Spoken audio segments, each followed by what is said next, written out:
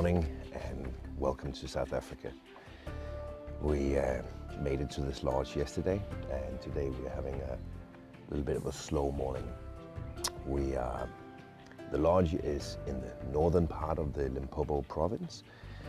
We're not that far away from Kruger National Park and it's beautiful here. The weather forecast says thunder showers and mixed weather, so we think it's going to rain today. We're just going to have a slow morning, zero in the rifles, and then see if weather permitting we'll go hunt later today. I'm here with my father, who is actually the main character of the trip and this movie. He finally realized that his childhood dream of hunting a buffalo should be this week. So he's hunting for buffalo and sable, and if there is time, maybe a rowan.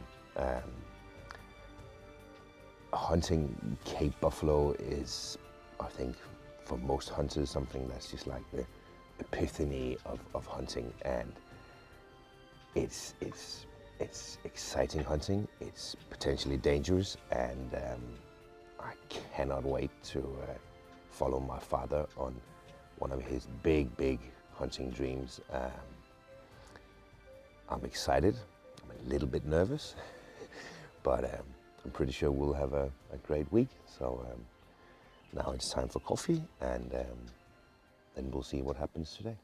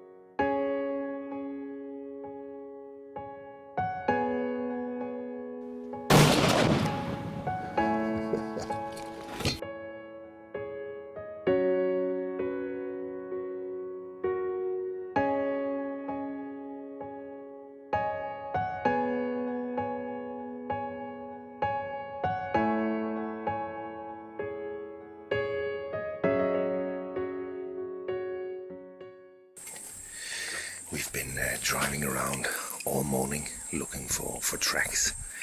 We've checked water holes, we've checked all the roads, and now it is 10:15 and we picked up a track of some cows and calves and one old bull, big bull.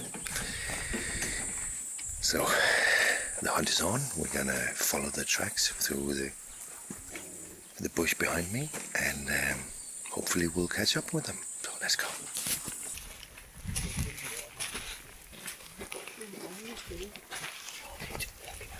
Really close together. One line, yeah, it's close together. Yeah, so we did it in a big string.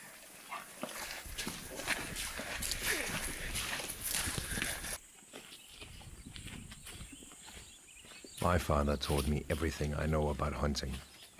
He showed me all the different animals and birds, but more importantly, he taught me about the ethics behind hunting. All my hunting career, I've walked in his footsteps, and even though we often get to enjoy hunting together, the thought of going to Africa to hunt for a Cape buffalo was too great an opportunity to miss out on. To follow him and literally walk in his footsteps through the bush was a very special experience for me. On this trip, we were also joined by my father's wife, Julie, and my girlfriend, Wendy. To share this experience with them just added a whole other dimension to the hunt. We spent the next days hunting hard, from morning till evening. We spotted lots of buffalo and followed many promising tracks through the bush. We had some pretty close encounters, but always just lacked that extra bit of hunter's luck. That was the cows we could hear running, but a little bit of fun anyway. We got to see some buffalo at least.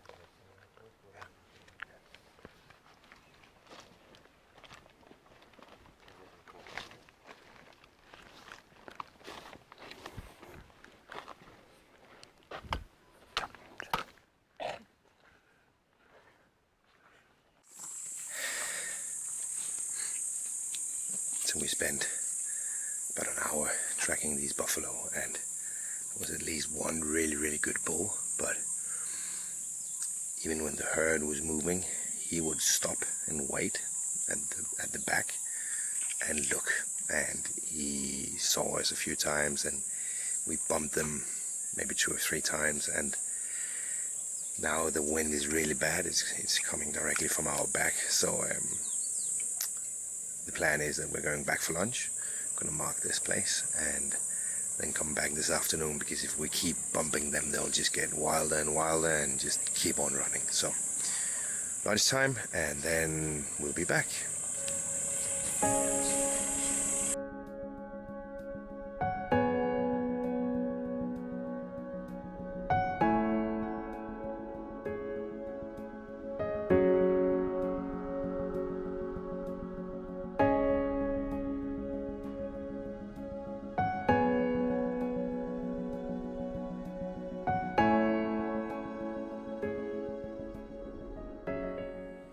I'm sitting here with Alex Goss from Blackthorn Safaris. Alex is our outfitter and PH, and is willing to answer a few questions. If I can. If you can. I'll try. Tell me something about this beautiful hunting area. So this area is a conservancy, government owned. Very nice area, a lot of Mapani trees and Mapani jess. Some riverbeds and dry riverbeds and gullies, and some nice natural watering holes. A lovely place to hunt buffalo. I think there's lots of different topography, and Africa as a continent so biodiverse that there's lots of options and opportunities for buffalo hunting. I think this is a really nice one, and when we started to talk about your hunt and your father's dream to shoot a buffalo, I think this was the perfect place to come. It's a big area. It's very natural, and I think it gives a true representation of buffalo hunting and how it should be done on foot with tracking. Yeah, and I think it at the moment, I think it's going well. It's tough, as it should be. We've walked a lot of kilometres in some warm weather. Yeah. But I think everybody now has, they feel like they've worked for their buffalo. Yeah. Your father's done incredibly well and walked a lot of miles, and we just need a little change of luck. That's all we need. That's it. There's always a little bit of hunter's luck just to Definitely. put you over the edge. Definitely. This whole thing of it's government land. So what happens to the meat when we hopefully shoot a buffalo? So the meat from the hunt is utilised by the local community. It's part of the area, part of the plans, part of the idea of starting this area. Was that it benefits the local people, and the local people see a benefit to trophy hunting. The meat from the hunts will all be taken into the villages and distributed evenly, so that the local people, we hope to combat poaching and utilise the meat for people that need it.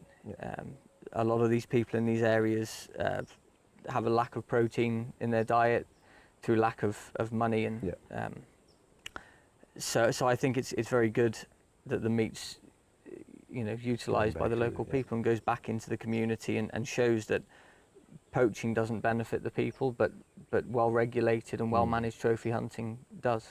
And does it stop the poaching, or? I wouldn't say it stops the poaching, but it helps. Okay. It helps to combat it. We still have a problem with poaching in the area, and it's something that is a lot better now than it was.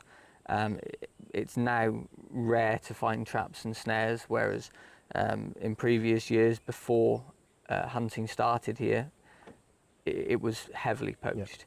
And as soon as the game was given a value by trophy hunters, it was worth protecting. And money from the hunts goes into anti-poaching patrols. And without it, the animals wouldn't survive. No.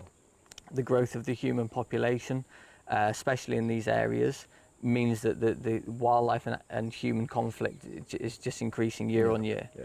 And I feel that I know that without this, the trophy hunting that we do here, and without the great value given to the game, the people who look after this wildlife Yeah, they would not wouldn't have the funds to do it. No. And in turn, there would be heavy impact on Yeah, the wildlife, yeah. if not complete Just destruction of the it. area. Yeah.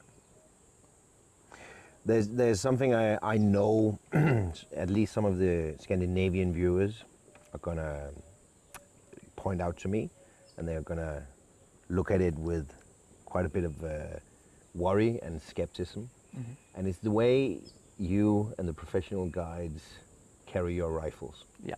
You carry them on the shoulder, no sling. Yeah. It's loaded. The bolt is up. Yeah. Safety might be off.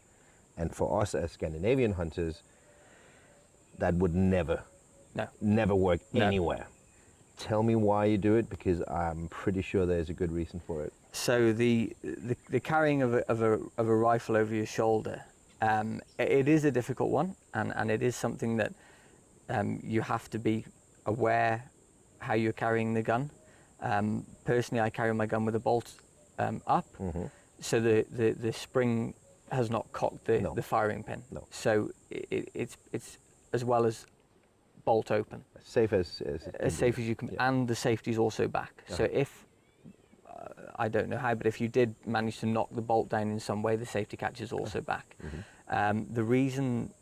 My reason for carrying a gun like that is that if you carry it in your arm, it becomes very heavy. These big caliber rifles that have a lot of weight to them, and if you carry it in your hand, it becomes very heavy.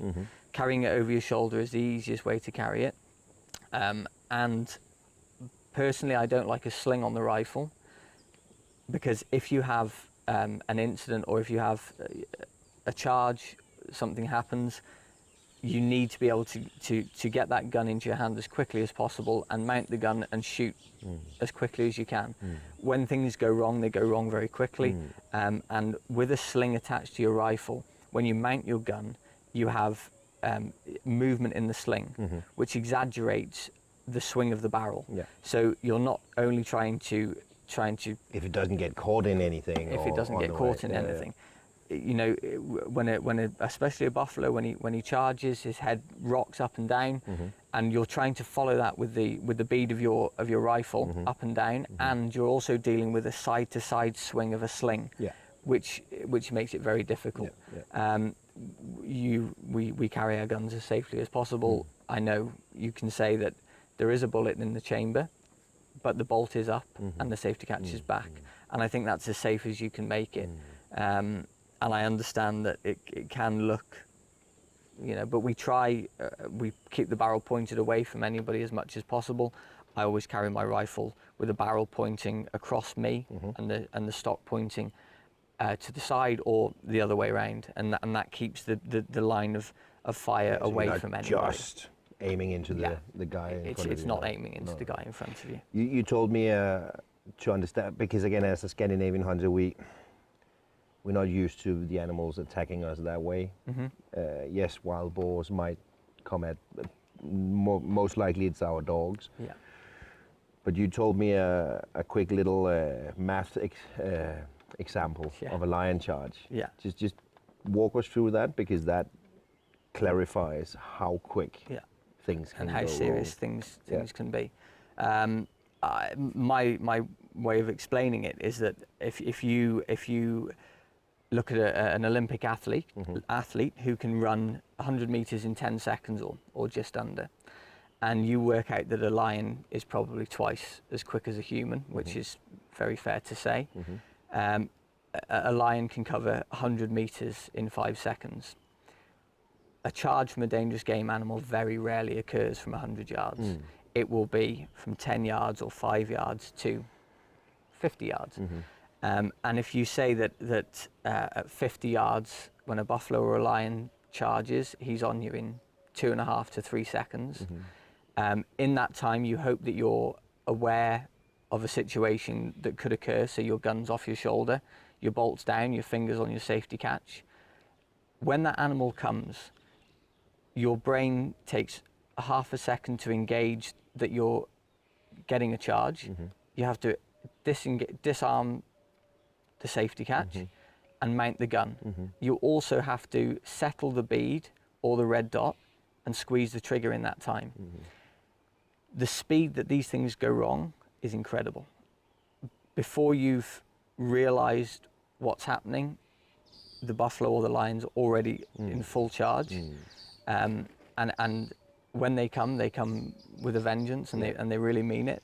And it's our job to be there to protect the clients and ourselves. So I think it's another reason why we carry our gun like that. It's ready, it's there as soon as we need it. We always hope that it won't go wrong and that we won't have a situation like that. But you always have to be, and 90% of the time you have no problem. No. But you always have to be ready and prepared for if it goes wrong. For whatever happens. It's a very nice story. And now when we are going back to the hut to have a nap, and then we go buffalo hunting this afternoon. So it's a great story just to end this on. Yeah, so yeah. I'll be lying there in bed thinking about that. Thank you very much. Excellent, no problem. Keeps a bit of adrenaline pumping. Yeah, I would say so.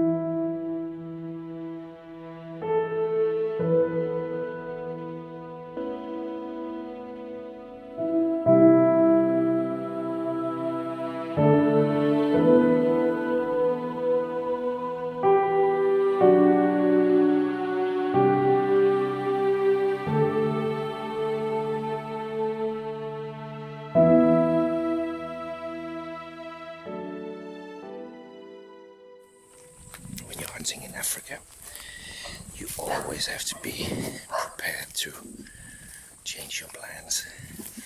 And after 3 days, and a very long day today, hunting buffalo, we're now hunting sable.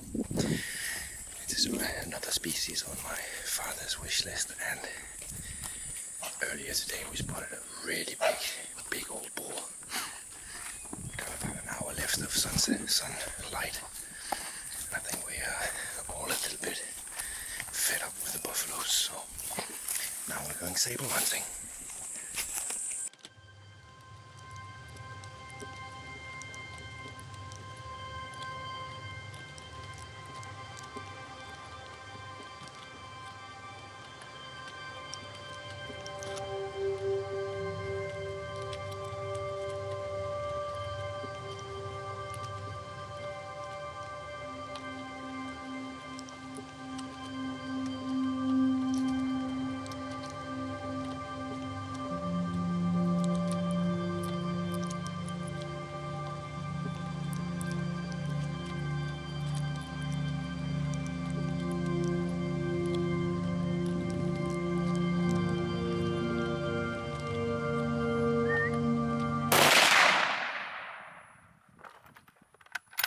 Shot reload.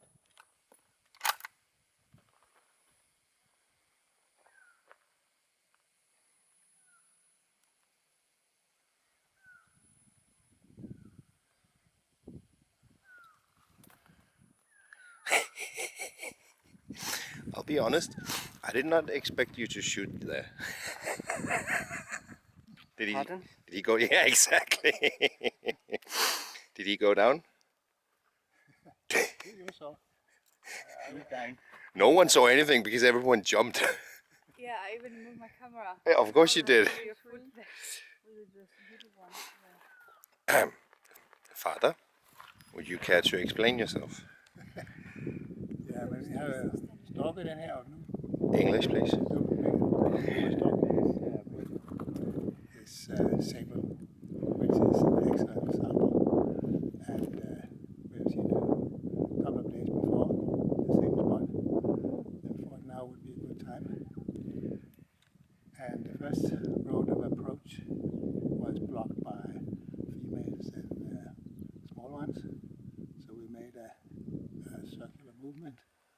found a good spot to take the shot. And I think it's good.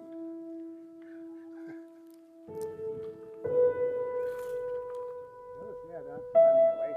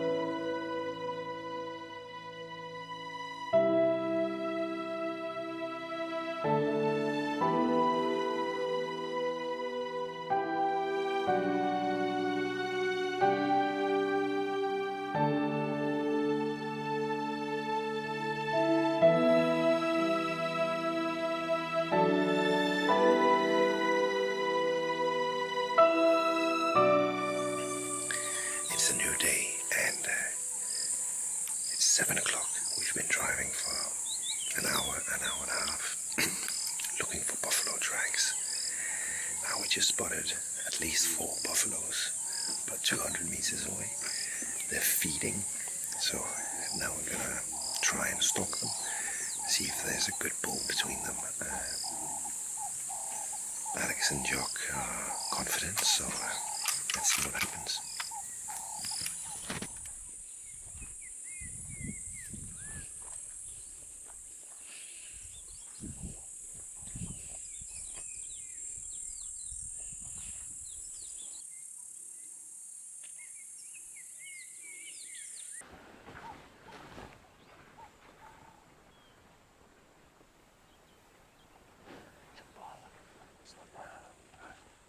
Sounds like zebra. Okay, yeah. Some fresh dung there. We just heard them running in front of some water buffalo. The buffalo were there as well.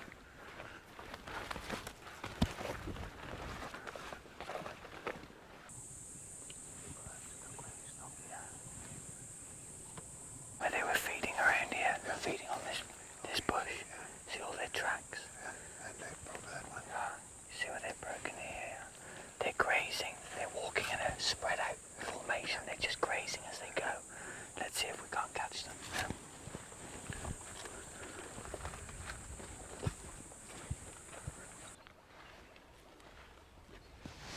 See birds in a tree like that. You look for the oxpeckers. If the oxpeckers are sitting trees like that, the buffalo's laying down underneath. Okay. Because they eat the ticks of the buff. Understand.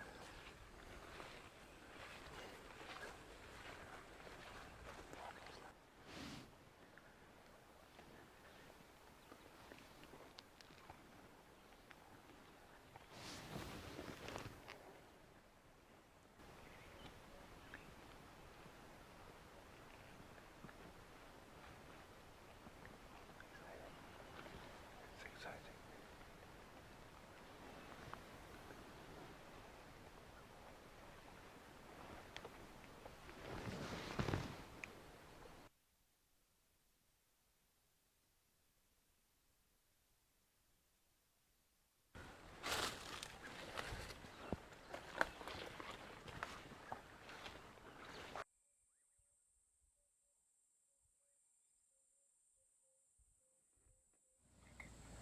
We're going to go nice and slowly because these buffalo walking slowly here, and this time of day they're probably bedded down.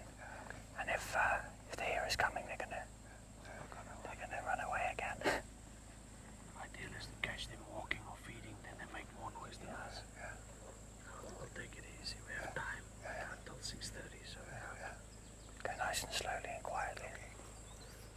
send the truck around to the other road, the big road, to check the tracks there. Yeah. And if he doesn't find tracks, he'll just wait for us there. Yeah. Okay. So, Yeah. if they cross there, he will immediately come and pick us up so we can catch up. Yeah.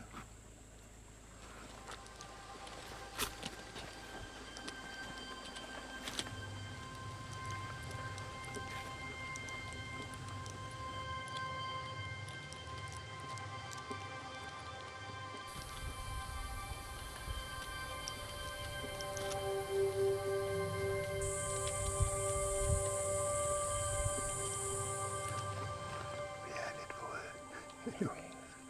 we are wet because we have been at it for 2 hours and something, and it's been Kamman.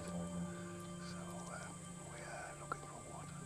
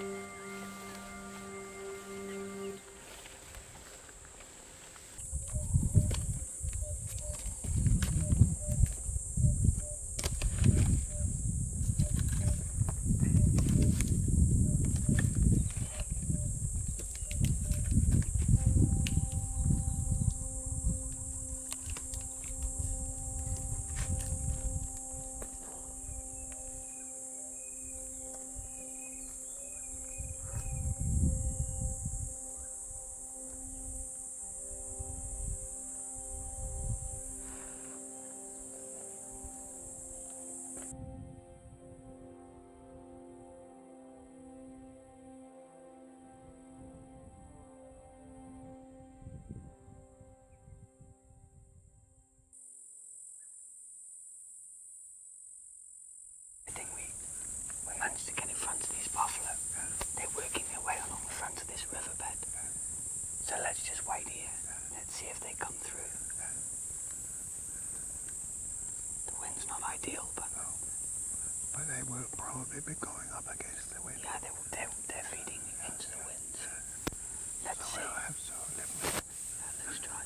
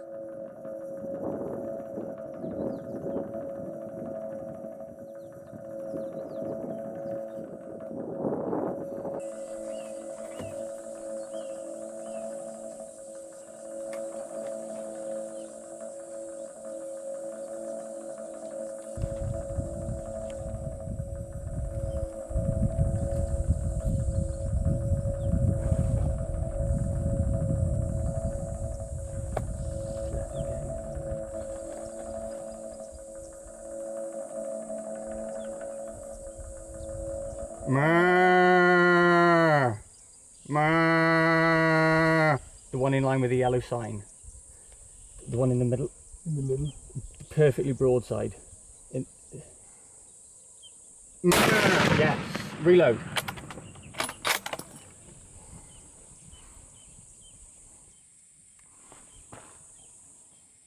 I didn't see any yellow sign. You can see the yellow sign now. Yeah, he's pinned in the middle of the road, shot high in the shoulder. Just hold on. If he stands up, shoot him again. Just watch those other buffalo.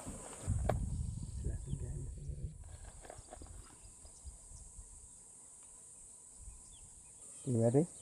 Yeah. Give me this way.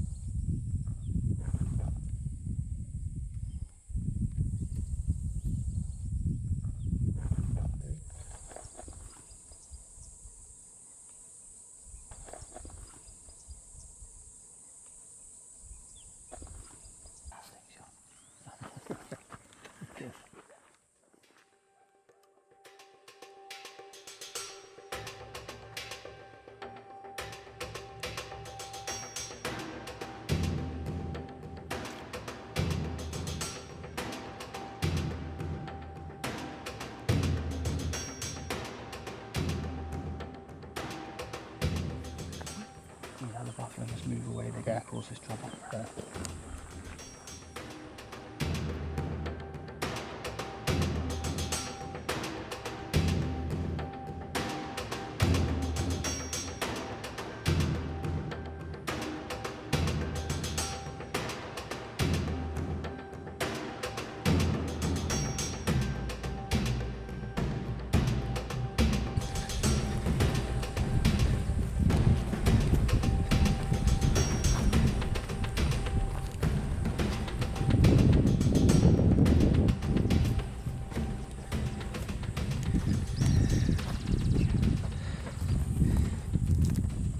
Okay, Eric, do you see his 2 feet just like one in front of the other?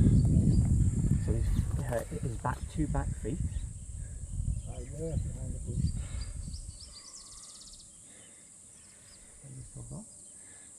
Do you see his penis in the middle of his stomach? Yeah. Okay. Just shoot him 3 inches in front of that.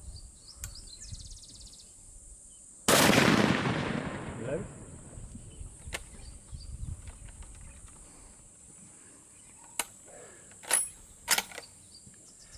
Bring you safely back. Come this way.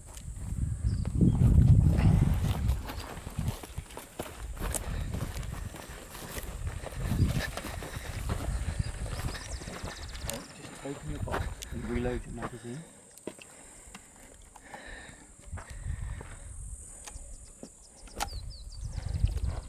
Open your bolt. Okay, take that bullet out and put another 2 bullets in your magazine.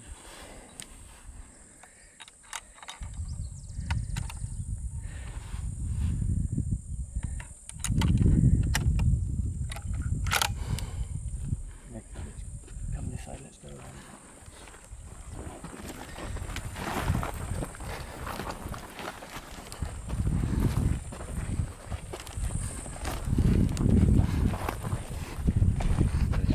Thank you. Maybe you have been working. Found all those buffaloes.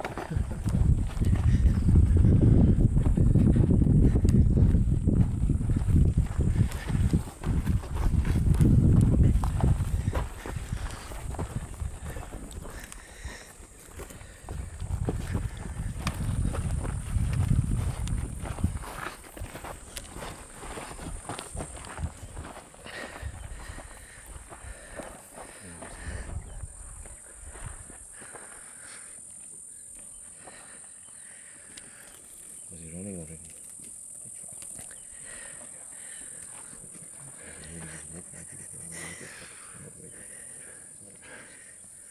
That was something. Good shooting, Mr. Eric. Thank You you. worked very hard for this buffalo. For a 72-year-old gentleman, I'm There's only 76. Only 76. 76. Yeah, you're still a... There's a lot of young guys that's 30 that cannot do a hunt like this. Well done, Well, sir. And that first Congratulations. You did well. Congratulations. I just don't know why you shot a cow. I was joking. But I can see the difference.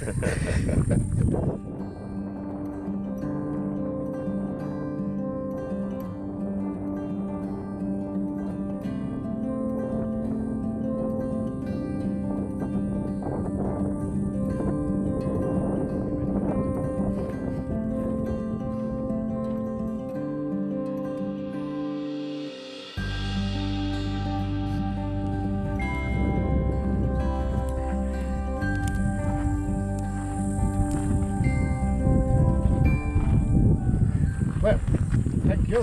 Good work. Well done, Eric. Well done.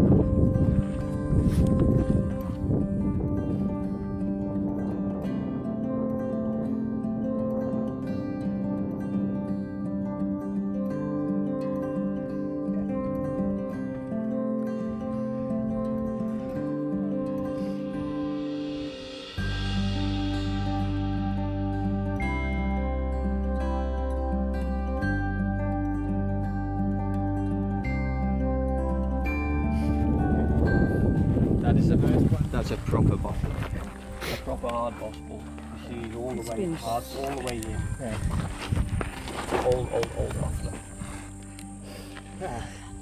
Thank you. It's a pleasure to hunt with you. The pleasure is all mine, Eric. At 76 years old, fulfilling your life dream is a pleasure. Absolutely.